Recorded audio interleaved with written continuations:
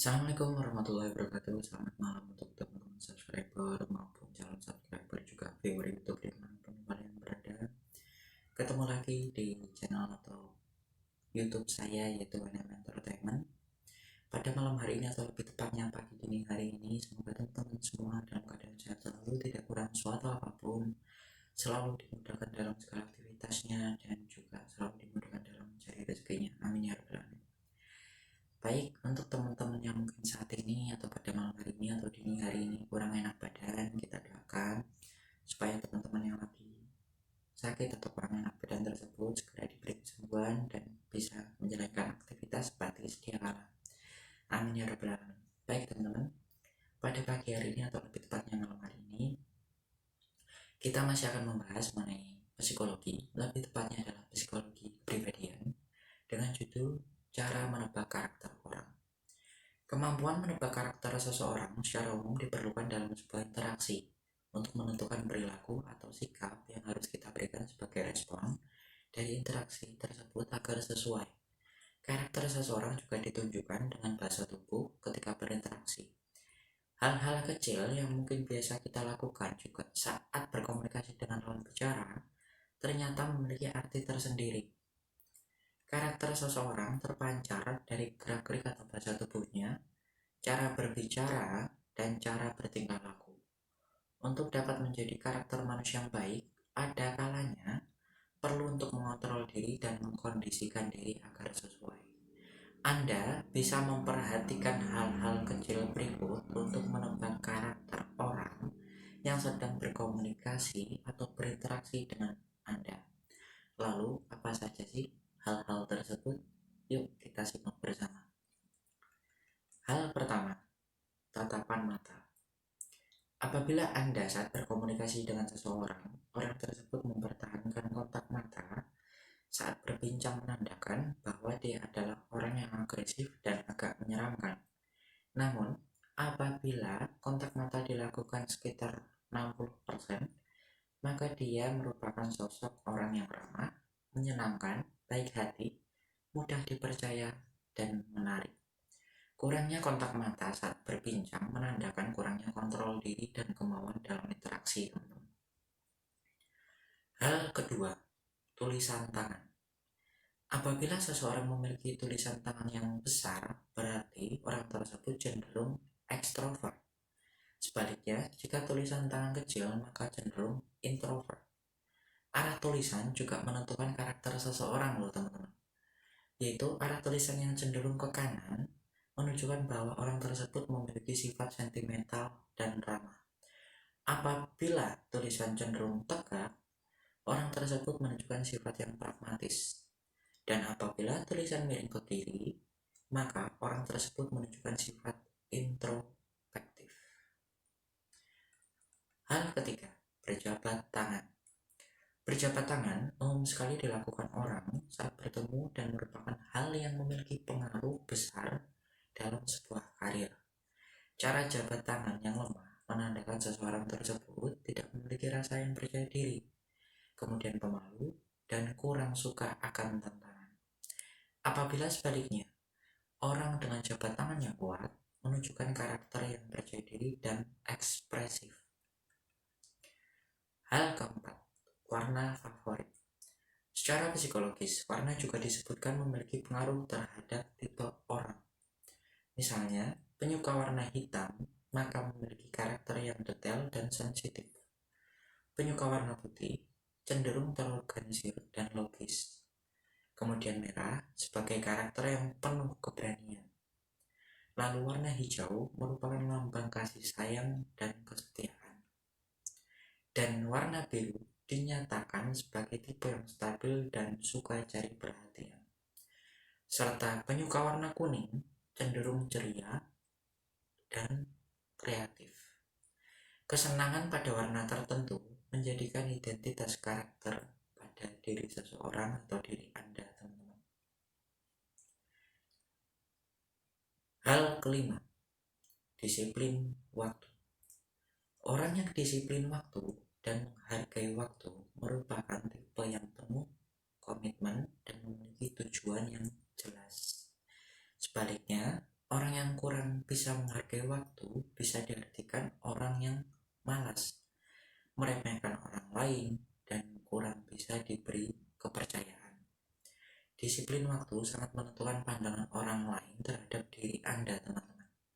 Misalnya, apabila akan bertemu seseorang atau membuat janji, maka ketepatan waktu akan menentukan pandangan orang terhadap keseriusan seseorang tersebut.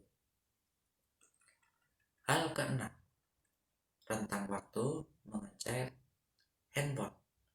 Orang yang memiliki kebiasaan sering melihat handphone atau HP saat sedang berinteraksi dengan orang lain cenderung merupakan tipe orang yang bukan pendengar yang baik, teman-teman. Kenapa? Karena kurang bisa menghargai orang lain dan kurang dapat berinteraksi secara langsung. Tipe seorang pendengar yang baik maka akan berfokus pada inti komunikasi dan akan meminta izin pada lawan bicaranya saat akan melihat HP apabila mungkin pada saat itu ada keperluan kepentingan seperti itu. Hal ketujuh, yaitu cara berkomunikasi. Ketika kita sedang berbincang atau berkomunikasi dengan lawan bicara, orang yang terlalu banyak menceritakan tentang dirinya cenderung tipe orang yang egois, bersifat keras kepala, dan sulit berbagi, teman-teman. Sedangkan orang yang hanya berbicara sedikit mengenai dirinya sendiri cenderung merupakan tipe orang yang rendah hati, ramah, dan suka berbagi. Hal yang kedelapan, cara makan. Seringkali suatu pertemuan atau perbincangan dilakukan sambil makan siang atau bahkan makan malam, baik pada pertemuan yang sifatnya resmi atau formal, ataupun sekedar berkumpul dengan kawan atau teman-teman. Anda bisa juga menilai karakter orang dari cara makannya. Orang yang memiliki table manner yang biasanya makan tanpa berbunyi, berbicara setelah menelan makanan, cenderung merupakan tipe yang rapi, sensitif terhadap hal kecil, dan terorganisir. Sedangkan orang yang ketika makan berbicara sambil mengunyah, memakai alat makan untuk mungkin menunjuk sesuatu, tidak memposisikan alat makan dengan rapi sesuai makan atau seusai makan, menunjukkan tipe orang yang tidak rapi, tidak terlalu peduli dengan sekitar atau biasa dikatakan egois, teman-teman. Kemudian, dan yang terakhir, hal ke-9, perlakuan terhadap pelayan. Cara berbicara pada pelayan juga menjadi penilaian orang lain terhadap karakter seseorang atau karakter diri kita. Perilaku ketika berbicara dengan pelayan mencerminkan perilaku diri orang tersebut ketika pada orang lain. Banyak orang yang menilai karakter dari sikap ini. Apabila cara berbicara pada pelayan terlihat menyepelekan mungkin, atau menunjukkan bahwa orang tersebut suka merendahkan orang lain atau egois. Sebaliknya, jika cara berbicaranya sopan, menunjukkan cara yang ramah, tidak membeda-bedakan orang, dan baik hati. Nah, teman-teman, ke-9 tanda karakter di atas bisa teman-teman atau Anda amati secara diam-diam untuk lebih memahami karakter lawan bicara. Mungkin itu rekan kerja, rekan sekolah, atau rekan pertemanan, atau bahkan orang yang Anda kenal atau orang baru. Dengan sedikit kejelian seperti di atas akan menguntungkan Anda untuk memilih sikap yang sesuai. Hal ini juga akan sangat berguna pada konsep resmi, teman-teman. Misalnya, Anda bertemu dengan seorang klien atau rekan kerja.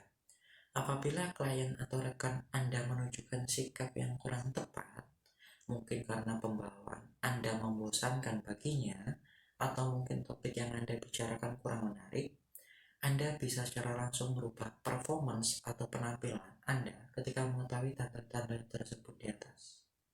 Ya, teman-teman, sampai sini mungkin teman-teman sudah ada yang paham dan mengerti ya. Semoga apa yang kita bahas tadi bermanfaat untuk teman-teman semua.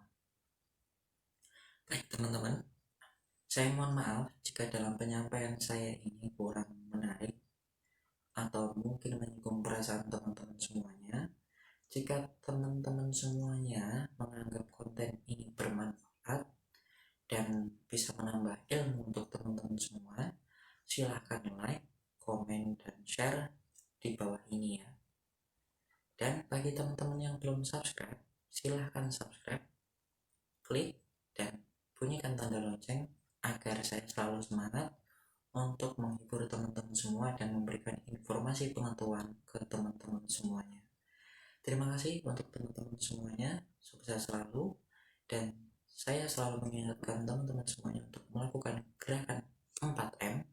Yang pertama adalah mencuci tangan, kemudian yang kedua memakai masker, ketiga menjaga jarak, dan yang keempat menghindari kerumun. Terima kasih teman-teman. Assalamualaikum warahmatullahi wabarakatuh.